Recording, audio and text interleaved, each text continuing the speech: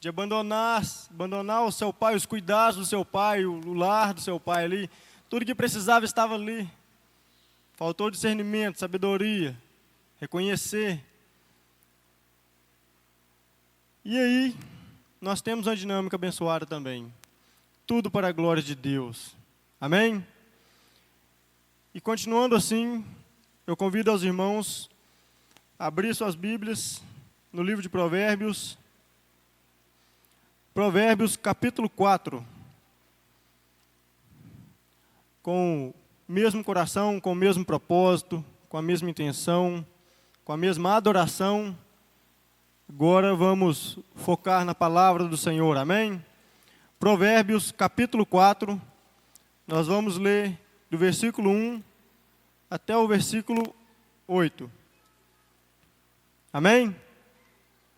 Diz assim: ouve, filhos, a instrução de um pai, e atentai para conhecerdes o entendimento, porque vos dou boa doutrina. Não abandoneis a minha lei, porque eu era filho de meu pai, tenro e único, amado à vista de minha mãe. Ele também me ensinava e me dizia: retenha o teu coração as minhas palavras, guarda os meus mandamentos e vive. Adquire sabedoria, adquire inteligência. Não te esqueça, nem decline das palavras da minha boca. Não a abandones, e ela te preservará. Ame-a, e ela te guardará. A sabedoria é a principal coisa. Portanto, adquire sabedoria, e com tudo que possuis, invista na aquisição e adquire entendimento. Exalta, e ela te promoverá. Ela te trará honra quando tu a abraçares. Amém? Oremos. Senhor, diante da tua palavra nos colocamos, Pai. E para a honra e para a glória do teu nome aqui estamos. Cada palavra mencionada, Senhor, seja para que o teu nome cresça, para que o teu nome apareça. Nos fortaleça, nos prepare, Senhor, como homens, segundo a sua boa, perfeita e agradável vontade. Seja feita a tua vontade, Senhor. Quebranta os nossos corações. Nos ensine, Senhor, a amar nossas esposas, a amar nossos filhos, ó Pai. Nos doar pelas nossas famílias. Nos dê sabedoria e discernimento, Pai, para a glória do teu nome. Em nome de Jesus. Amém. Pode se sentar, irmãos.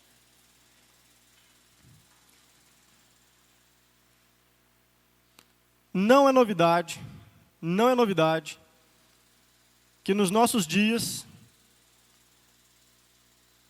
a cultura está se modificando, o cerco está apertando cada vez mais,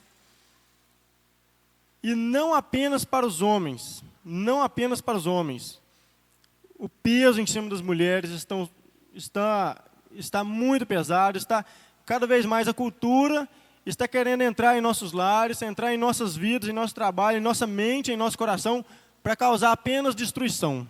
A cultura, ela quer entrar para destruir tudo que Deus considera perfeito e agradável. Tudo que Deus criou como bom, a cultura quer destruir. E nos nossos dias, tudo se tornou pressão. Todo lado hoje é pressão. Você vai para o seu trabalho, lá é uma pressão. Ou você tem que produzir tanto, você tem que fazer tanto, porque senão você não serve.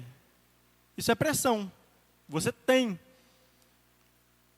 A questão de 1 mês e meio, 2 meses, um companheiro conversando comigo, uma determinada empresa contratou 2 companheiros dele, conhecidos dele. E passou 2 meses, um deles foi demitido. E ele me contou. E ele falou assim, eles não tiveram nem a paciência de esperar os 3 meses para o cara, porque ele estava aprendendo. Eles não tiveram a paciência de esperar 3 meses para ele aprender, desenvolver um pouco. Nem o tempo de experiência, que considerado 3 meses de experiência. A empresa não teve a paciência. Isso tudo é pressão. Porque os próximos que eles contratarem, já vai entrar com a pressão de tem que produzir, sabendo ou não, vai ter que entrar para produzir. E a empresa não aceita mais isso.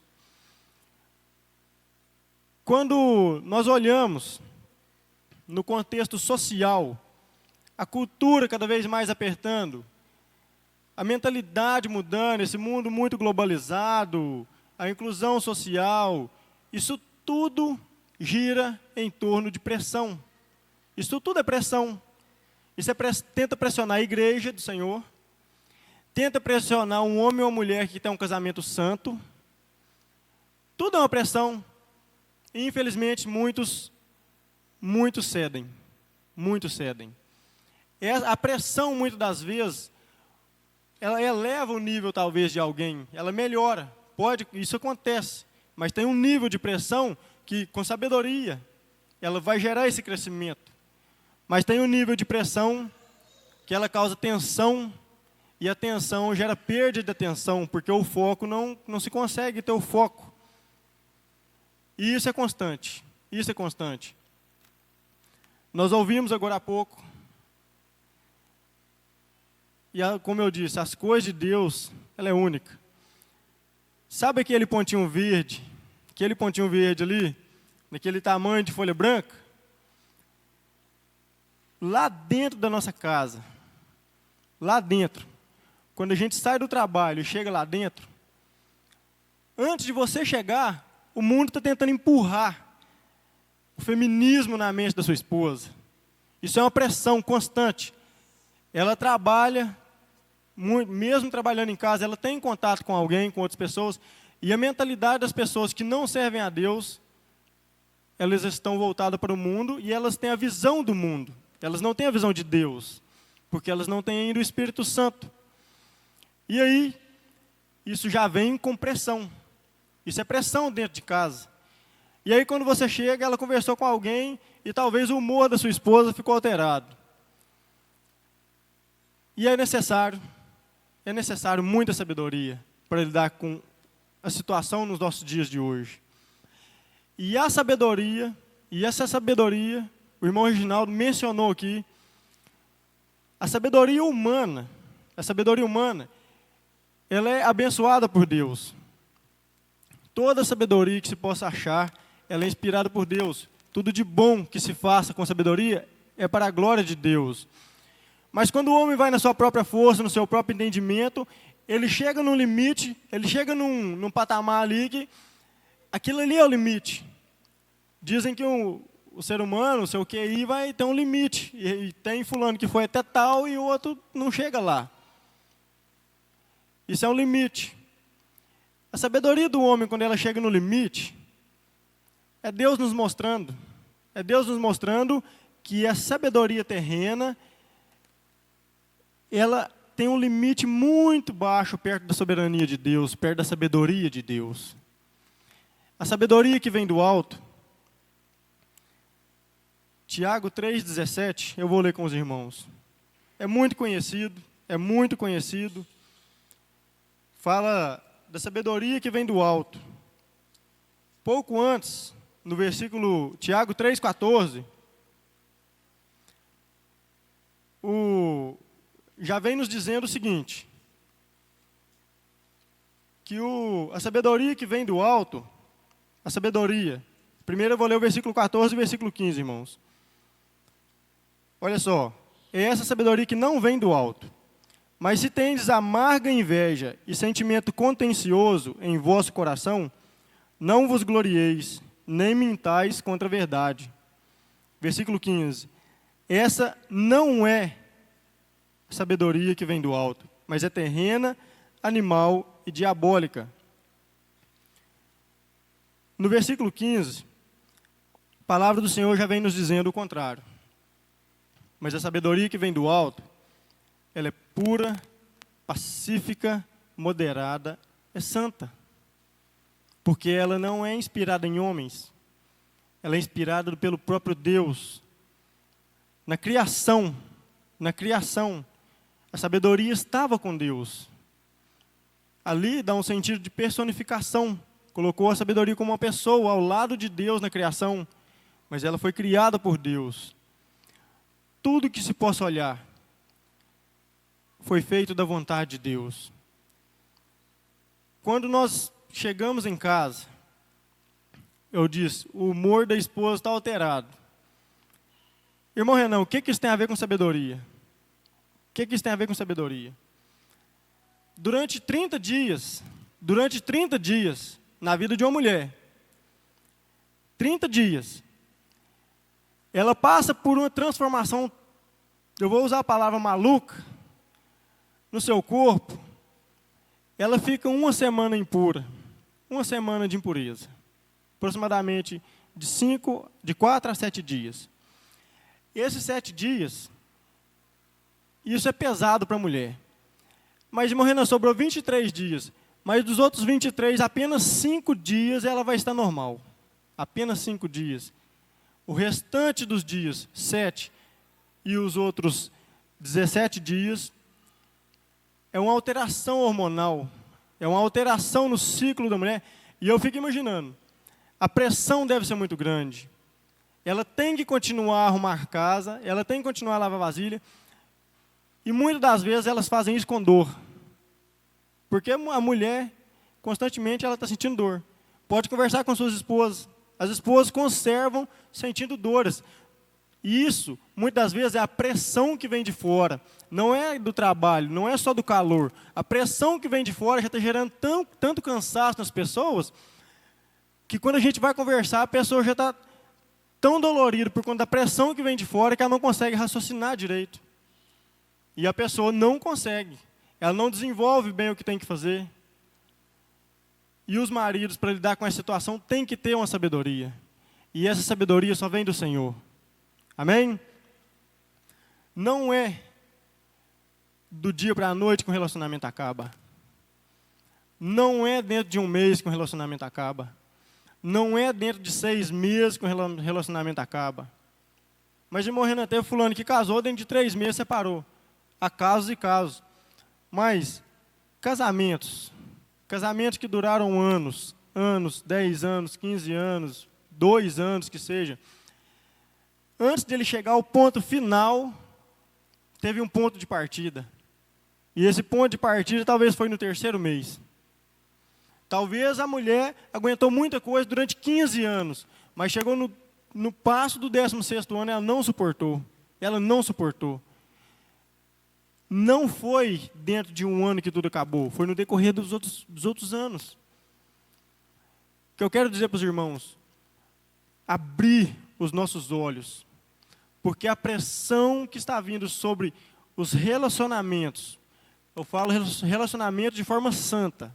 Quando eu falo relacionamento, eu falo casamento de forma santa. Um casamento para a honra e para a glória de Deus.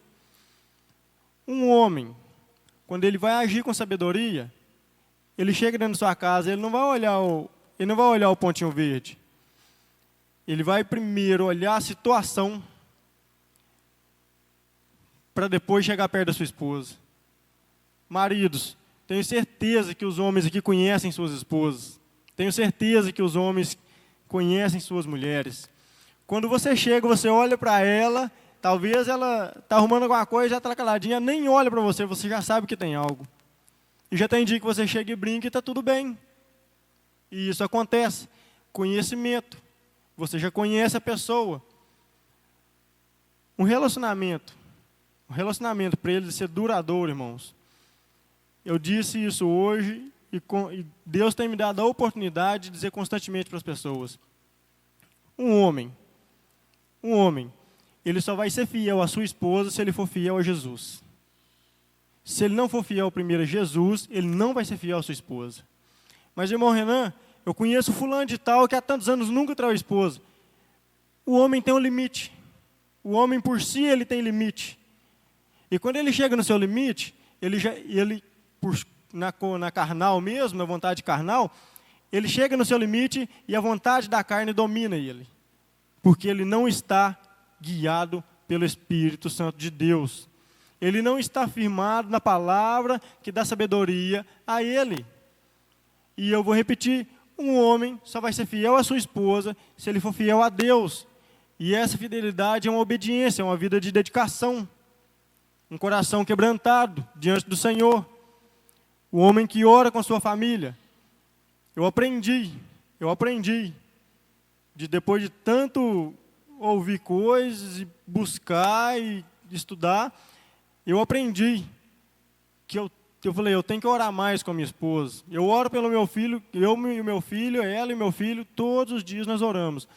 Mas chegou um momento que eu falei assim, não, eu tenho que cuidar da minha esposa mais. Eu chamei ela e falei assim, agora é nós dois. Chamei ela e falei, vamos orar. Nós temos que orar juntos. E eu fui buscando discernimento do Senhor. E todas as palavras que eu digo aqui, irmãos, eu digo para a glória de Deus.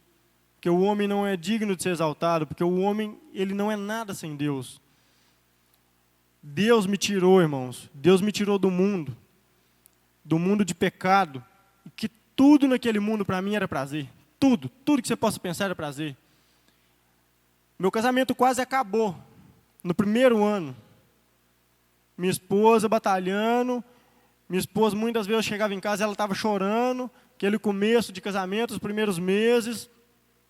Chegava em casa e ela chorando.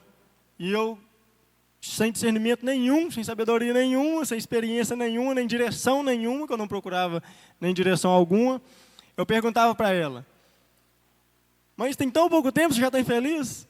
Eu perguntava para ela, mas tem tão pouco tempo, você já está infeliz? Constantemente você chora?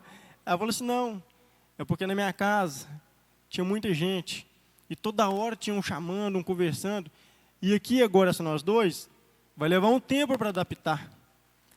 E até essa adaptação acontecer, isso dói, eu sinto falta. Eu falei assim, então até essa adaptação acontecer, esse costume acontecer, vamos lá na casa da sua mãe, nós moramos perto. Ela falou assim, mas depois que nós casou, na primeira semana, na primeira vez que eu fui na casa da minha mãe, eu já vi a diferença. Aquela casa já não é mais a casa que eu morava. Eu já via diferença no meu pai, eu via diferença na minha mãe. E eles continuam sendo meus pais, continuam me amando, mas eu via a diferença. E essa mulher, para a glória de Deus, ela perseverou em oração. E eu continuava no mundo.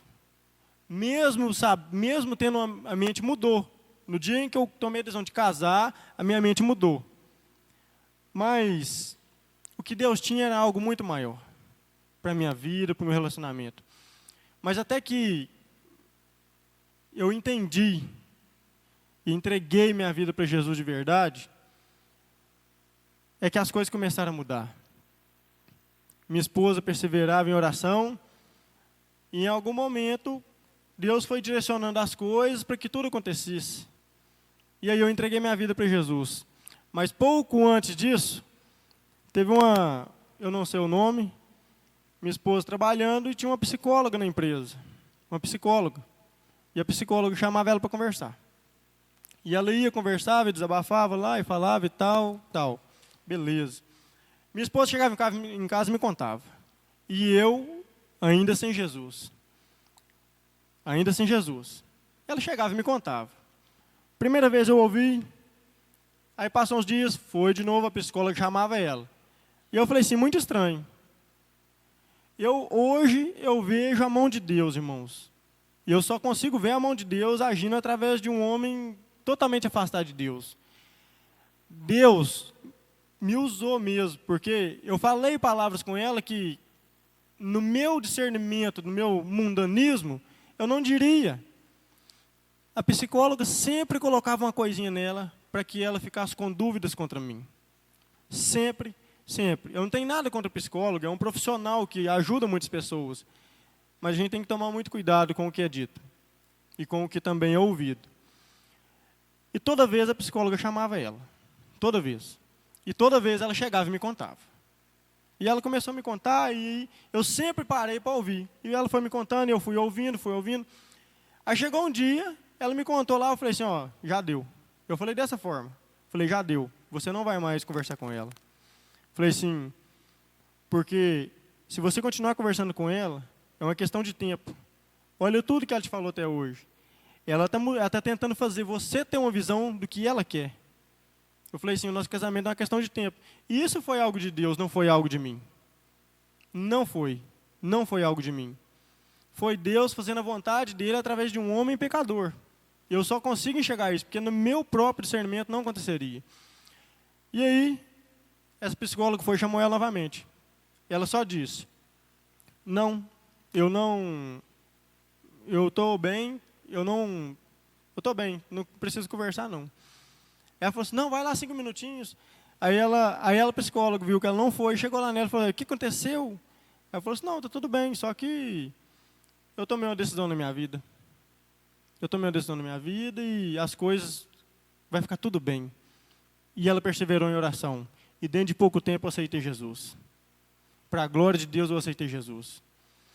E desde o dia em que eu aceitei Jesus, o Senhor foi me mostrando que tudo à minha volta tinha a mão dele para me guiar. De onde eu estava, aquele mundo de prazer, para olhar para uma mulher hoje, olhar para minha mulher, para minha esposa, olhar para ela e cada dia admirar e ter mais respeito por ela, só pode ser algo de Deus. Não é algo de homem. Quanto mais tempo eu passo com ela, no meu casamento, eu tenho mais respeito, mais admiração por ela. E eu todos os dias eu agradeço a Deus que eu falo, Senhor, isso não é coisa de homem. Não é coisa de homem. O que eu quero dizer para os irmãos, busque discernimento de Deus. Busque a sabedoria que vem do alto. Haja com sabedoria que vem do alto, irmãos. Porque nós temos um limite. Se nós não for fiel a Cristo primeiro, nós não vamos ser fiéis à nossa esposa. Se nós não entregar nossa vida para Cristo e quebrantar nosso coração e abandonar as vontades da carne verdadeiramente, nós não vamos conseguir direcionar as nossas crianças que são o futuro. São o futuro da obra de Cristo. Nós temos que ver nossas crianças cantando louvores debaixo do chuveiro. Nós temos que ver nossas crianças falando, vamos orar. Nós temos que ver isso. E um marido e uma esposa que age debaixo da sabedoria de Deus, sabe que em todo tempo é vigiar, orar. É ensinar as crianças, vigiar e orar. Desde pequeno. Provérbios, se eu não me engano, capítulo 2, versículo 7 diz, ensine a criança no caminho em que deve andar. E até quando ela for velha, ela vai se lembrar e não vai se desviar dele. Amém? Se coloque de pé. Irmãos, que Deus abençoe a cada um. A vida, eu ouvi isso, acho que algumas vezes, e não foi só aqui. A vida a dois, uma panela de pressão. Eu ouço essas coisas e eu fico imaginando uma panela de pressão mesmo, que lá dentro o negócio fica feio. E aí, quando a gente vê na prática, a coisa não é fácil. Tem dia que você quer explodir. Eu tenho acompanhado situações no dia a dia, normal das pessoas. Estou falando que a pressão está tão grande, irmãos, que as pessoas, por um momento, elas se esquecem que o mundo está assim, atento a tudo, só para apontar o dedo e criticar, para ver se coloca um pouco de lenha naquela fogueira. E aí, o casamento, e ele não pega fogo, muito pelo contrário. O fogo do casamento vai apagar. E se o fogo do casamento apagar, se um olhar puro para a esposa acabar, se a admiração acabar, vai acabar tudo. Não tem relacionamento que suporta. Para quem quer um dia ter um casamento santo, é só a palavra de Deus para lavar, para purificar, para te ajudar a ser um homem santo, para ser fiel à sua esposa. Porque nós só vamos ser fiéis à nossa esposa o dia que formos fiéis a Cristo. Amém? Feche seus olhos. Senhor, obrigado, Pai, por esta noite. E nesse momento, Pai querido, muito obrigado, Senhor, pela palavra que o Senhor nos trouxe aqui hoje. Derrama a sabedoria que vem do alto, Pai. Essa sabedoria que ela não é corruptível, mas sim ela é pura, ela é santa, Pai. Ela nos traz moderação, ela nos traz humildade para reconhecer nossos erros. Essa sabedoria que vem do alto, Pai, que desde sempre ela está com o Senhor. Direciona-nos, ó Deus, para que sejamos homens sábios, para a glória do Teu nome. Não deixe que mal nenhum, Pai, entre em nossos lares. Que toda obra maligna, Senhor, que toda macumbaria, toda feitiçaria contra os nossos casamentos, contra o futuro dos nossos filhos, ó Pai, seja jogado por terra. Em nome de Jesus, que todo mundanismo, ó Pai, que todo paganismo, tudo que possa afastar-nos, ó Pai, do Senhor, da Tua presença, tudo que possa afastar nossas famílias, Senhor, repreenda e joga por terra em nome de Jesus. Nós consagramos, ó Pai, toda a família a Ti, Senhor. Todas as nossas crianças nós consagramos a Ti, porque só o Senhor é Deus, porque não há outro, ó Pai, a quem confiar. O Senhor é a nossa rocha, o Senhor é a nossa fortaleza, é o nosso refúgio, Senhor. Nós não temos em quem confiar, a não ser no Senhor. Nós não temos onde nos esconder, Senhor, porque o Senhor é a nossa fortaleza. Em nome de Jesus, Pai, abençoe cada homem, dê sabedoria, dê discernimento para tomar decisões, Senhor. Joga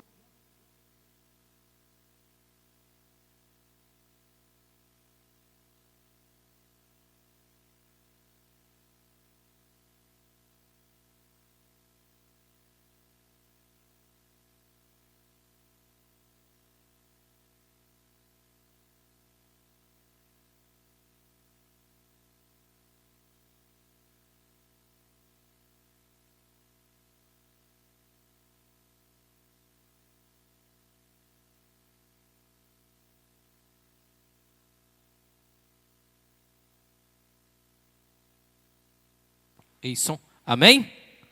Vamos aplaudir o Senhor?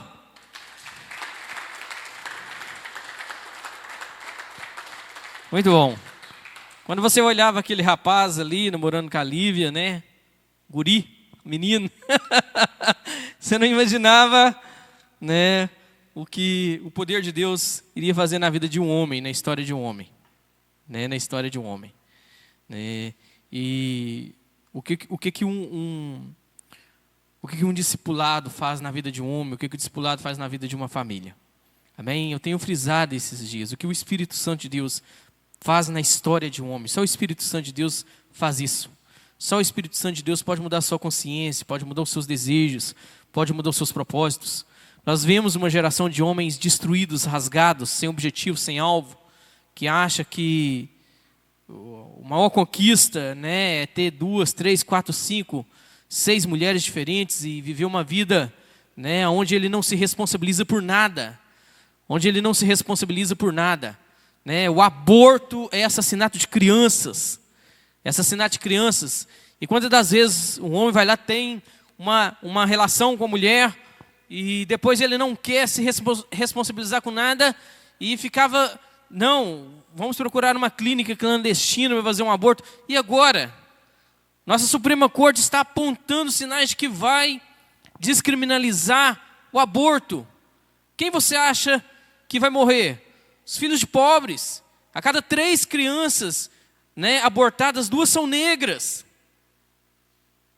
Sabe? E muitas das vezes quem paga o aborto é o homem. Ele paga. Ele paga. Sabe por quê? Porque ele não quer se responsabilizar. Ele não quer se envolver.